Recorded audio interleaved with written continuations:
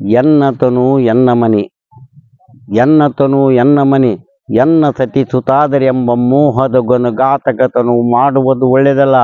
ಅದು ಹೇಗೆಂದರೆ, ಸಾಯಂಕಾಲದೋಳು ಅನೇಕ ಪಕ್ಷಿಗಳು ಒಂದು ಮರದೊಳಗೆ ಕೂಡಿದ್ದು ಪ್ರಾತಃ ಕಾಲದೋಳು ಅಗಲಿ ಹೋಗುವಂತೆ ನಿಮ್ಮ ಮೋಹದ ಸುತಾದಿಗಳು ಅಗಲಿ ಹೋಗುತ್ತಾರಲ್ಲದೆ ನಿಮ್ಮಿಂದೇನು ಬರುವುದಿಲ್ಲ.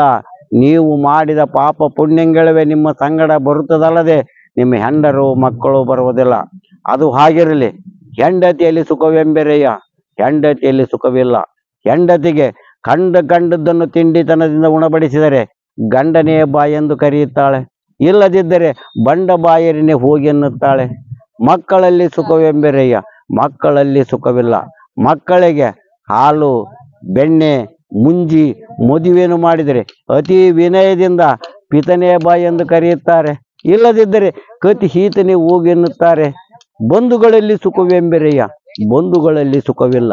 ಬಂಧುಗಳಲ್ಲಿ ಐಶ್ವರ್ಯವಂತನಾಗಿದ್ದರೆ ತಮ್ಮ ಸರಿಸಮಾನವಾದ ಗದ್ದಿಗೆಯನ್ನು ಕೊಡುತ್ತಾರೆ, ಇಲ್ಲದಿದ್ದರೆ ಕಂಡು ಕಾಣದೆ ಸುಮ್ಮನೆ ಹೋಗುತ್ತಾರೆ. ಇವು ಎಲ್ಲವೂ ಕನ್ನಡಿಯೊಳಗಿನ ಗಂಟೆಂದು ತಿಳಿಯಬೇಕು. ಇವು ಎಲ್ಲವೂ ಕನ್ನಡಿಯೊಳಗಿನ ಗಂಟೆಂದು ತಿಳಿಯಬೇಕು. ಹೆಂಡರು ಮಕ್ಕಳು ನೀರಿ ಮೇಲಿನ ಗುರುಡಿ ಎಂದು ತಿಳಿಯಬೇಕು.